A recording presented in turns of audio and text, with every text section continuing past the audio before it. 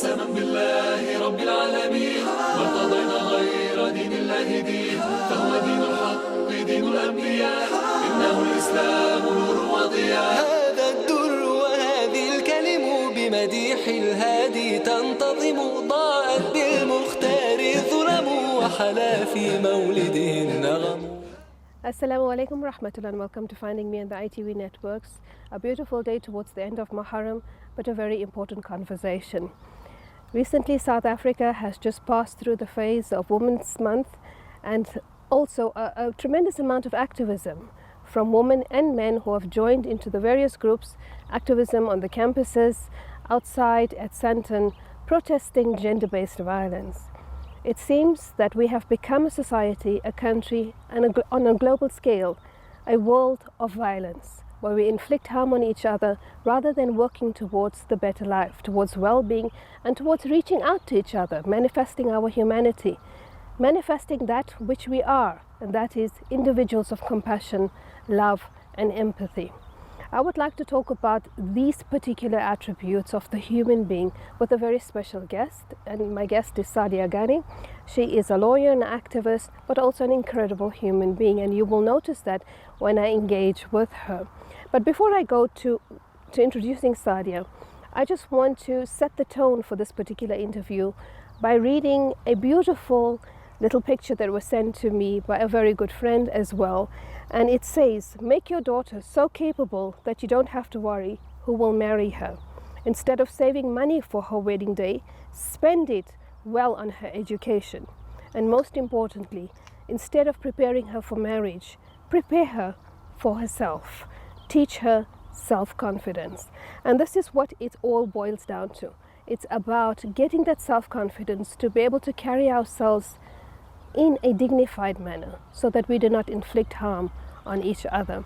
And with that, I'd like to say Assalamu alaikum wa rahmatullah, Saadia, and thank you very much for making this time for me. Alhamdulillah, thank you so much, Quraysha. As you know, I've always admired you, and it puts me in a very awkward position to be sitting in front of you and taking questions when I used to always be watching your shows and admiring you and trying to emulate your conduct. Jazakallah, no. I think we learn from each other. And I think part of that learning from each other presents us with the opportunity to perhaps carry a good message forward when there is so much negativity in the world. Saadia, I want to start this particular show by reading part of a poem that you wrote. And I think ultimately that reflects everything that we are all about, and it is about our journey. But for you, you say it starts with a search, and this opening paragraph or the opening sonnet of your poem says, my search. I left it all behind because it had no meaning, no substance, no strength. In search of the truth of my being, the integrity of my soul, and the yearning of my heart for its true beat, the heartbeat of the sound that I was made for, not the sound of someone's music. Tell us, what inspired you to write that?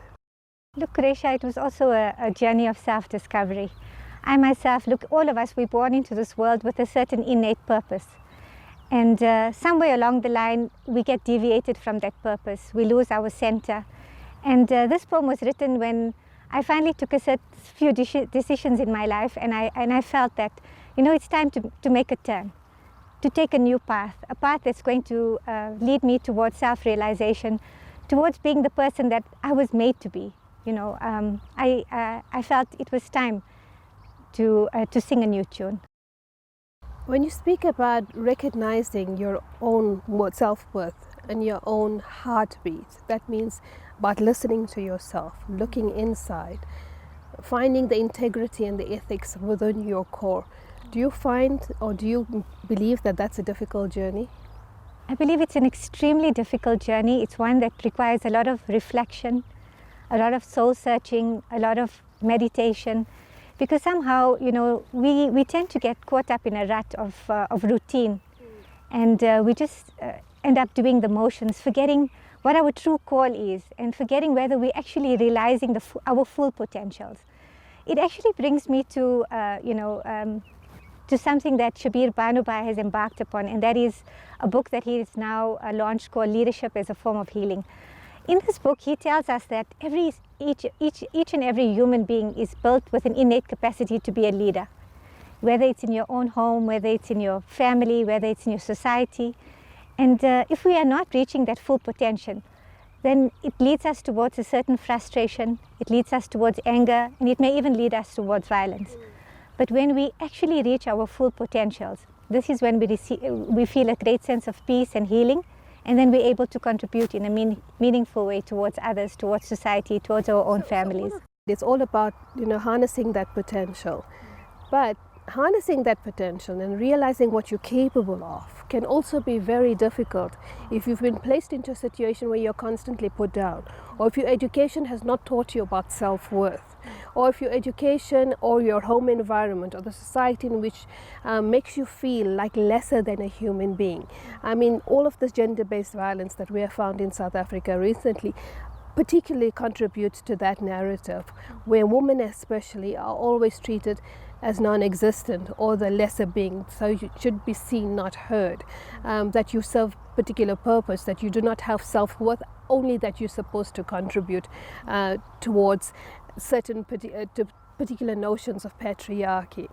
And part of that search to assert your own identity on its own can be very traumatic, because we're faced with identities, and we're faced with stereotypic norms, with culture and tradition that tries very hard to put the woman down.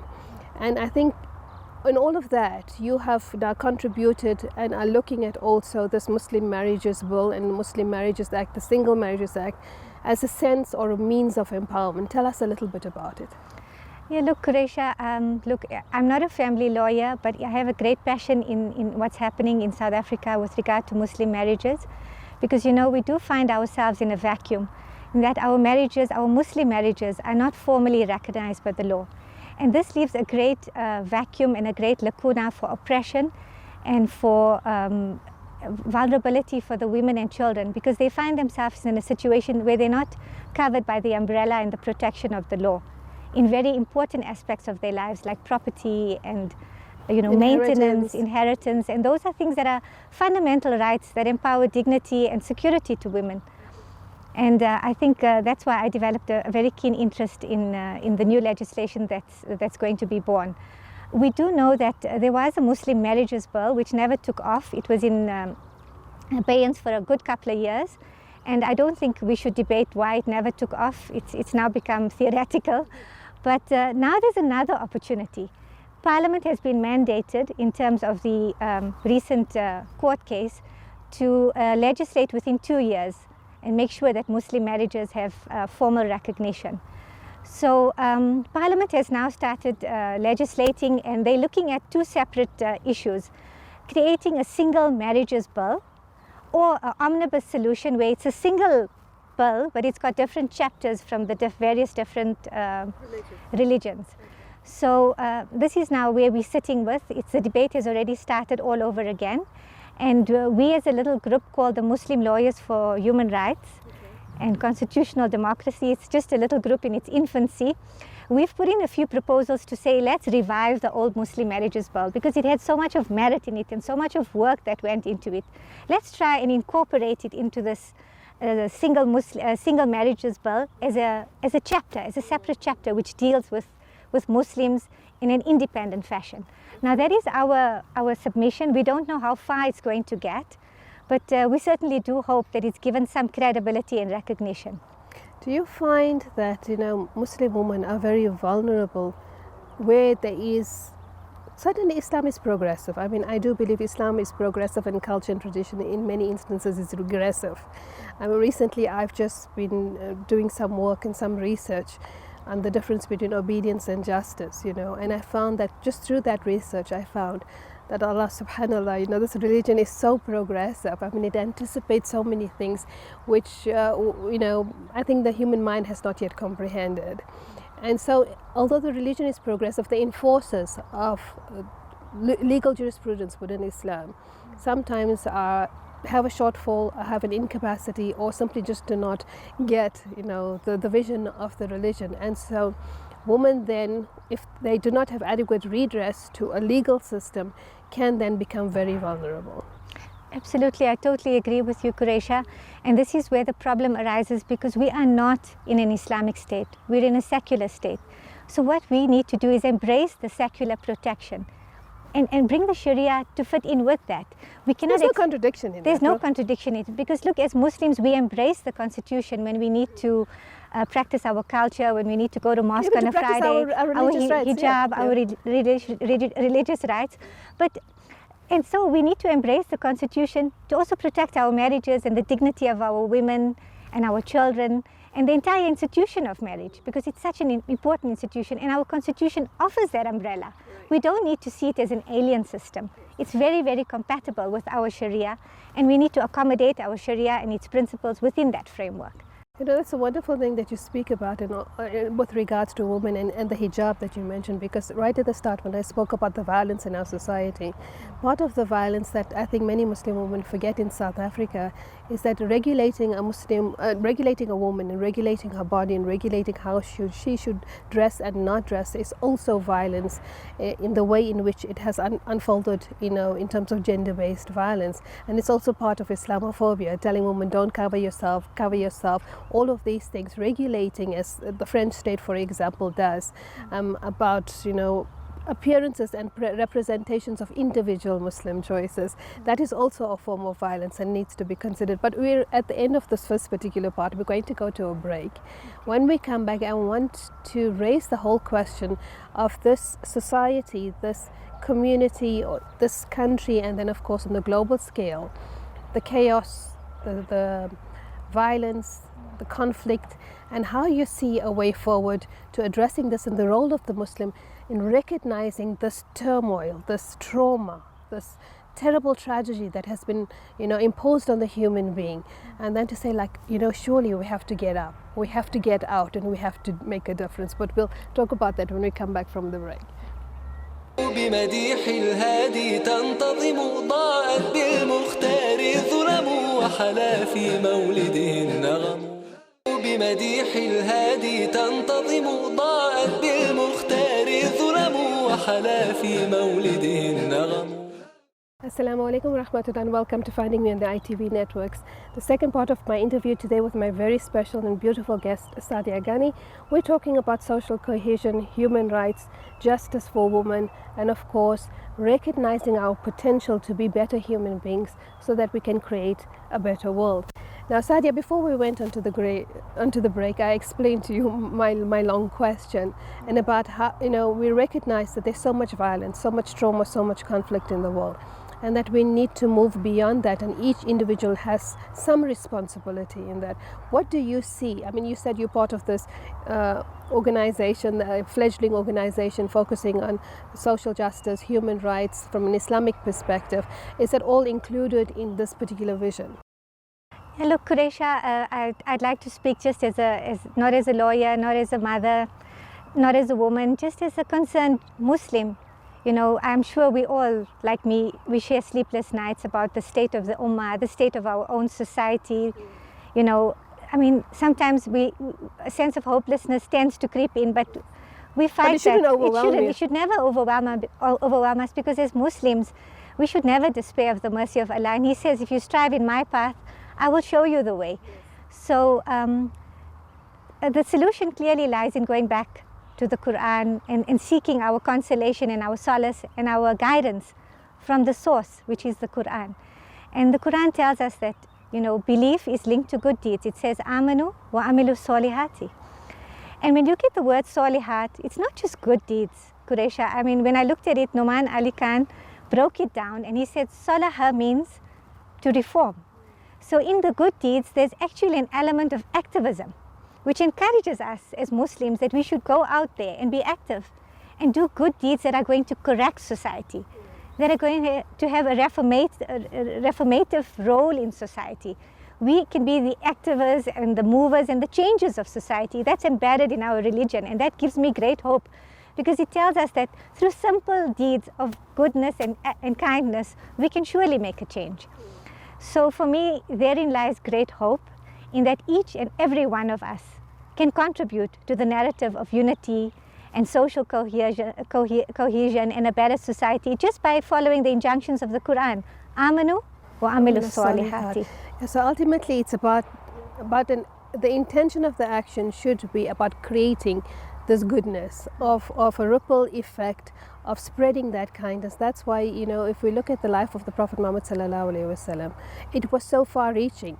It was not simply just about him talking, but that in the actions that he did, it spread manifold and multiple times right across the then known world.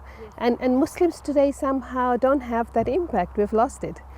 Yeah, look, if we look at the example of our Prophet sallallahu alaihi wasallam, he certainly came to be an example to humanity. He was the model of creation, the embodiment of the perfect character. And that's what we sorely need. We need a character revolution, a renaissance in every possible way in which we conceive ourselves. And that comes from reflecting on his life and following his example. He did everything with goodness, with kindness, and he wanted to better the society. So that should be our motivation. You know, we should go out there and want everything better for everyone, be it our neighbors, be it our family members, be it our spouses.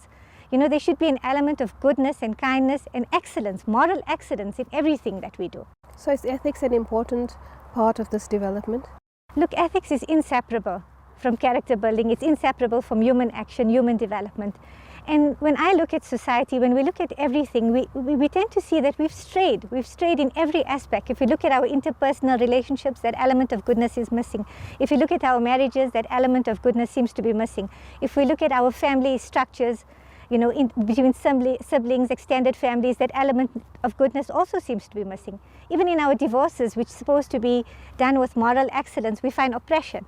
So it's all down. I feel we should start a campaign called Back to Basics, right. B&B, you know, a B&B campaign where we just downright, bed and breakfast, bed and breakfast. The thing is, we just need to sit down and just be good to one another, not only to our fellow Muslims, but to everyone. We need to embrace humanity. I mean, Allah tells us in the Quran, in Surah Hujurat, I've created you from men and women, nations and tribes, so that you may know one another and remember Allah and be conscious of Allah.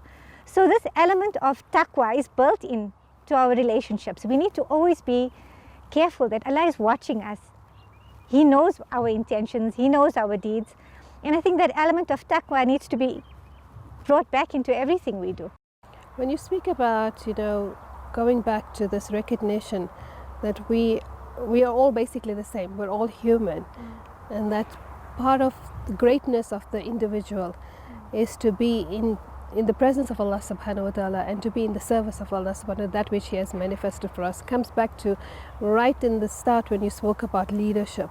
Do you find that link between leadership and where Allah says, I have created men to be khulafa on the earth? Absolutely. Look, Allah has created us as vice-children, khulafa on earth. So inbred in our creation is this concept of leadership, that we need to be leaders of society, mentors of society, guiders of society. And not society per se. Of humanity at large. Yeah, but not only at large, but starting right microcosm, starting in the home, in the family. As mother is a leader to her children, as a wife is a leader to the family. Absolutely. Husband, it's a dual role, right? It's not a one-way street. Absolutely, and it all actually, like you quite correctly said, it starts in the family. You know, we need to start with our children. We need to give them the correct guidance, the correct education, and this is where I think we can bring in the fact that we need to revitalize our education for the children, especially our Islamic education. And I'd like to bring in the recent Ghazali children's series that was launched by Sister Aisha Gray. What she's done is she's taken Imam Ghazali's magnanimous opus, the Ihya Ulumuddin, and she's translated it in a format that's compatible for children. Really, Al-Ghazali for children? For children, absolutely. So, I mean, little kids get to learn about the marvels of Ghazali's thinking from such a young age. They learn about the difference between the physical heart and the spiritual heart. And they learn about these bright, shiny spiritual hearts that they need to keep clean and polish every day with good deeds. They learn that angels reside in their hearts. And when they do good deeds, the angels get happy. And when they do bad deeds, the angels run away. So, I mean, this is a very creative way of inculcating this beautiful mannerism and character of Islam into our young children, because they are the little seedlings of the future. And if we inculcate this beauty of our religion into them at an early age, we're going to see the results in the future. Because at the moment, I think for each and every one of us, the concern is not really about us in the present, but the future of our children. and the challenges that are going to face Of course, them. because as a legacy, what legacy do you leave for your children? But more importantly, what heritage or inheritance are you leaving for the children, isn't it? We're here for a temporary period, but they're still going to be here, and then the grandchildren and the great-grandchildren, and there's that concern. And look, in today's time, character revolution is sorely needed. And that's found in our religion, in the life of the Prophet ﷺ, and now with this Ghazali series, which I'm punting, I know, but the fact it's good, because I mean, it's wonderful. You know, I just think every home should embrace it, because... What is it called? It's called the Ghazali Children's Series, but it's available at the Hikmah bookstores, and I think some schools have already started implementing it. In fact, I attended a conference in Turkey on education, and just out of interest, I wrote a paper on promoting the Ghazali Children's Series. And it was very well received, because, you know, it's something that's sorely needed in the Muslim world. And is the focus a lot there on character development? It's totally on character development. Because, and also... Sorry, I just want to interrupt you there, because I found that much of the Islamic teaching that we've had in schools recently has been about... it's been more about legality. It's been more about fiqh. So it's about, you know, this is the way you fast, this is the way you pray, this is the way you make wudu, but very little focus on that shining that heart, on building that character, on developing that potential to be a leader, to be a better human being. A lot of that, which is the essence of our deen, the core of our deen, is missing. Absolutely. And this is why this Ghazali series is so important, because like you quite correctly said, the current educational model that we offer our kids focuses on the how to make salah, how to fast, how to give zakat. This Ghazali series focuses on the why. Why do we pray salah? Very important. Why do we fast? Why do we give charity? And what is the inner dimensions of that? And you must remember, children are able to, they're able to perceive spiritual matters at a very young, early age. It's been proven psychologically that from ages of 7 to 10, children are able to grasp very complex spiritual matters. Because, really? Yeah, because they're born on the fitrah. So there's an innate sense of goodness, and before it becomes corrupted. Before it becomes corrupted. So it's so important that this Ghazali series has become available for children, because they get to now understand the inner dimensions of their faith at a very young age, so that it can become planted in them and they can grow with it. And I think it's a fantastic opportunity for every home, and I encourage everyone to So is there like a favorite it. quote or a saying something from the Ghazali books that when you were going through it that you thoroughly, like, you know, grasped and latched onto and felt, wow, this is like a potential moment? You know, like I said, I just love the way he latches onto the human heart, the spiritual heart, as the center for all actions. Everything, you know, that becomes the focus of everything that one does. So we're at the end of this particular interview, but we're coming back for a second one. And I love to end on that notion of the spiritual heart is the center of everything. How do we then reignite the spiritual heart, nurture it, and take it forward? I know you spoke to me earlier about the whole concept that the Quran speaks about, giving zakat, etc. But we'll talk about that and as a way of nourishing the spiritual heart and perhaps creating this better human being that our society, our families, that would like to start with, our families first, our homes, our communities, our societies are sorely lacking, or perhaps it's just there but we've forgotten all about it. Thank you for sharing these moments with me, Saadia, and we'll talk further. We'll see you next week. Fi amanillah. Wassalamu alaikum wa rahmatullah.